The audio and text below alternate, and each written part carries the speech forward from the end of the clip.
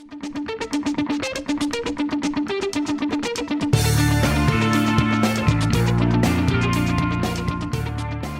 I'm Kristy, I'm the Small Business Specialist, and today we're going to be discussing ERP selection for small businesses. So I'm here today with Adam Cheatham, and he is the Director of Transformation Strategy, and we're going to be discussing a couple of questions that may pop up as you're looking for new software. Thanks, Kristy.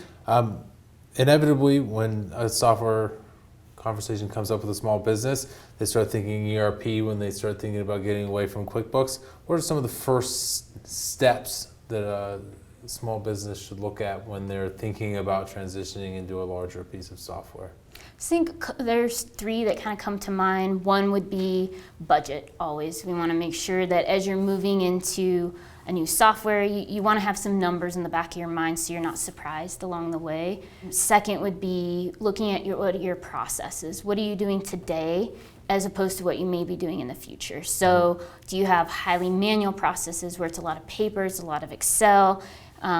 Good way is, and I know it's something we do, is we help people document what those look like from start to finish. And so when you're looking at a software, we can make sure that the software is going to be able to handle what you're doing today. I think lastly is kind of gauging where your employees are. Are employees coming on board where they know they've outgrown this software and they're ready for something else because they're tired of manual processes? And so I'd say those are probably the three things that I've been seeing lately. Okay.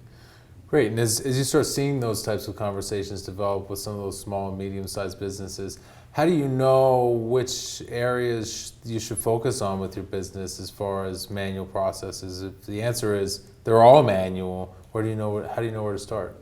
They're all manual. I feel like that's easy because you're like, hey, let's automate everything. If, let's say they have, for example, some of their processes are automated somehow because they have a different software that's handling that. What would that look like if there's even further automation to it? Does it make sense today? Or is that something that doesn't? It's just, we'll leave it as how it is. And knowing that many small and medium businesses like to use QuickBooks, is there a natural transition away from that into a newer system, or there's some early warning signs for you've outgrown QuickBooks, it's time to move? What do you think? I think there's early warning signs. I think some of the things that pop up would be, especially if they're in manufacturing or distribution. QuickBooks can't handle inventory. It can't necessarily handle, hey, let's create a BOM or a work order, those certain things without additional software to plug onto it. So some of those, it makes sense. Hey, QuickBooks can plug into some inventory management software, but eventually you'll outgrow that if you have multiple SKUs or you're making additional products and it just can't keep up with the volume. Yeah, and if I'm a small business and I like some of my software systems and I know I'm growing too fast to be stuck in those types of systems, do I have to get rid of everything all at once? Can I keep some of the things that I like?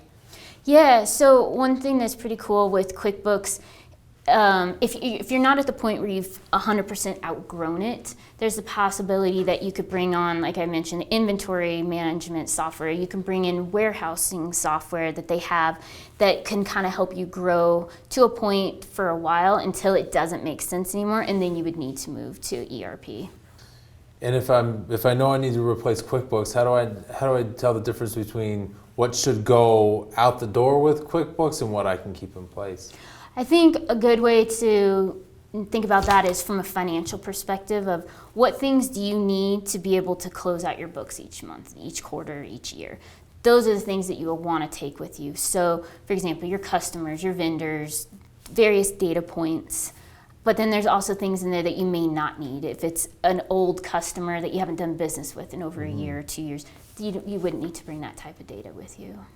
Right.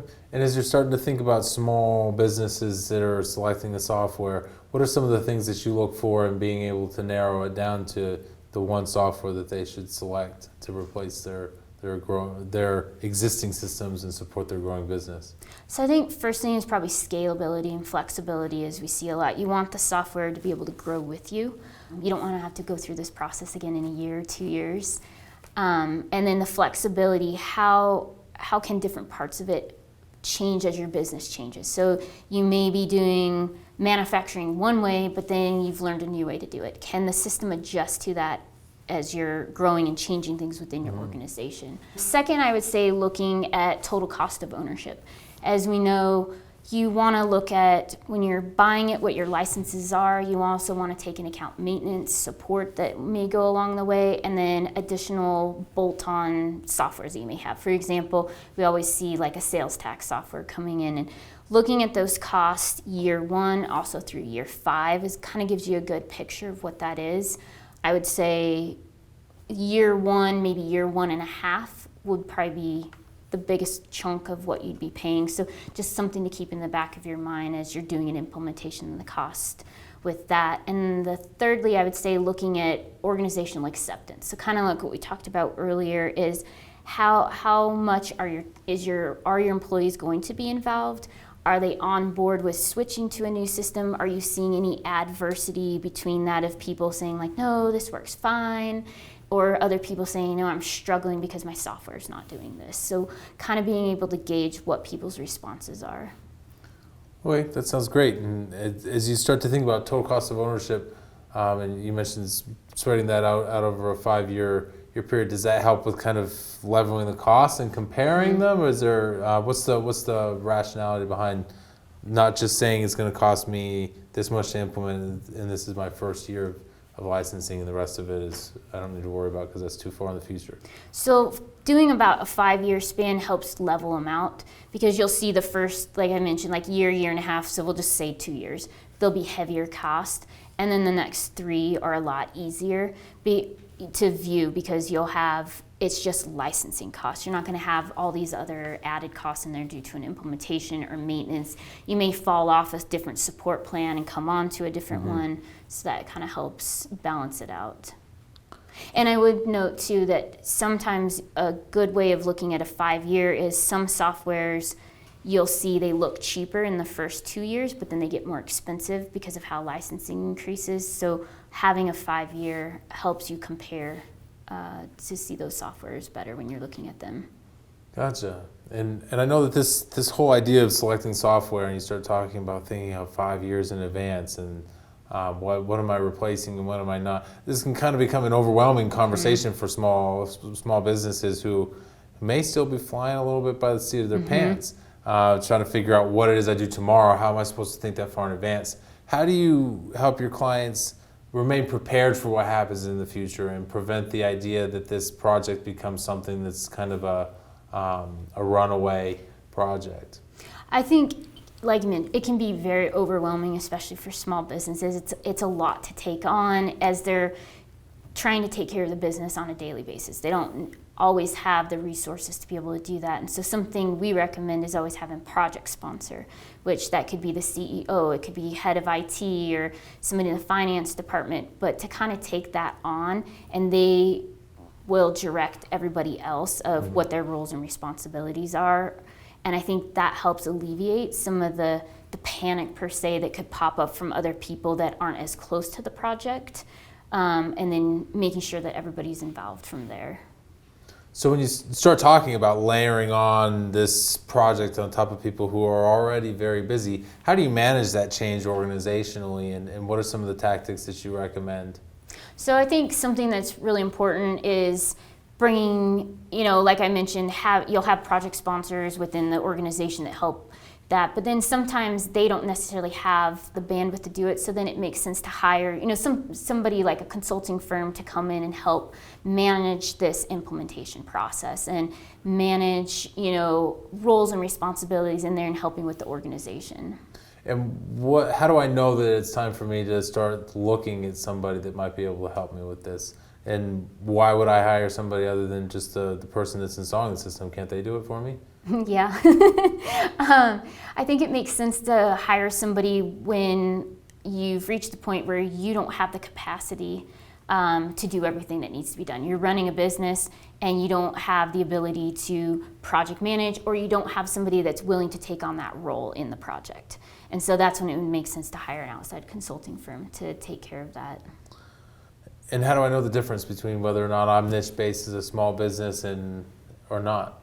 I think that kind of comes with understanding how you do business. So for example, if you're manufacturing widgets all day long and it's the same widget, there's nothing special about it, it's more out of the box and any software is going to be able to handle it. If you make something that has, maybe 15 different steps to make this one product, and there's different units of measure, there's products that have to come in, recipes, all of that, that may mean that you need a system that is more within the industry that you are. Okay, great. As a small business owner, how do I know that I can afford the additional support of an independent firm in addition to my system integrator who I'm already paying a lot of money? I think a way to look at it is it's an investment also, as in the respect that it may be more expensive later on if you don't hire somebody in the beginning. You may run into your implementation is getting out of scope. You're running into additional customizations or configurations that you may not have needed, but you didn't know that you didn't need. And listening to, I would say, implementation team, they want to do what's best for you, but then sometimes having a third party helps. You may kind of navigate that road of what you need and don't need. Okay, so from a perspective of the system integrator having all kinds of answers and solutions, and being able to have a partner on my side that can help say, that's not what you need, this is really what you need. I know that's what their solution is, but there are better ones out there. Right. Okay, and as you start to think through this conversation of more options, more people involved in this, how do I know who to pick that's going to help me through this process of augmenting my system integrator, acting as an extension of my own team? How do I select somebody to help me with those types of activities? I think it's kind of going back to what is it that you need, where do you want to be, and then somebody that matches culturally where you want to go. I think that's a big proponent of it, and something that we kind of stress a lot of when we come in to help that, of making sure those things are aligned and meeting and understanding the client where they are. Okay, and if you're to look at this from a perspective of jumping to conclusions for software, what are some of the more common software packages that you see for small and medium-sized businesses? I would say like the top three that we're seeing right now would be Acumatica, Infor, CSI, and NetSuite. Be the three, and all of them are cloud-based, which is people are looking for. They're intuitive learning, good with manufacturing, distribution. However, we do see some small businesses that are really niched market, and so those may not make the most sense, and so it would require some additional, investigating of what makes sense for them. Lastly, if you could offer one piece of advice to a small business who is considering an ERP software and what that means for them, what would that piece of advice be? I think the biggest thing is you can't afford it. It's available, it's out there, and don't let numbers kind of deter you from that. And being able to know that you can move forward and you're not stuck with a Quickbooks, or you're not stuck with a software that's not getting you where you need to be, that the availability of software is out there for you. So as we're going through this global health pandemic and the COVID-19 era, how do you address what your options are in the software space and being a bit more digital and transforming your business to support a growing digital experience in the marketplace? I think this is a great time to look at that. A lot of companies, they've had to navigate new pathway that they didn't have before, either coming from a brick and mortar and they're 100% online, or various ways that they're buying and selling. And I think this is a great time to evaluate, hey, what systems can I put today, because I'm having to futurize my company day by day as things are changing. And how does it make sense to implement an ERP today because of how things are going, because you don't want competition to surpass you. You want to be able to keep up with that. So maybe that means making a change today in the software that you're using. That's a great point. It kind of leads to the idea of how do I continue to grow in this opportunity for growth. So Yeah. I like that a lot. Thanks, Adam, for your time today. Appreciate it. And thank you, everybody, for joining us to learn a little bit more about ERP systems and how they'll work with your small business. Subscribe to our YouTube channel and feel free to reach out to us if you have any questions.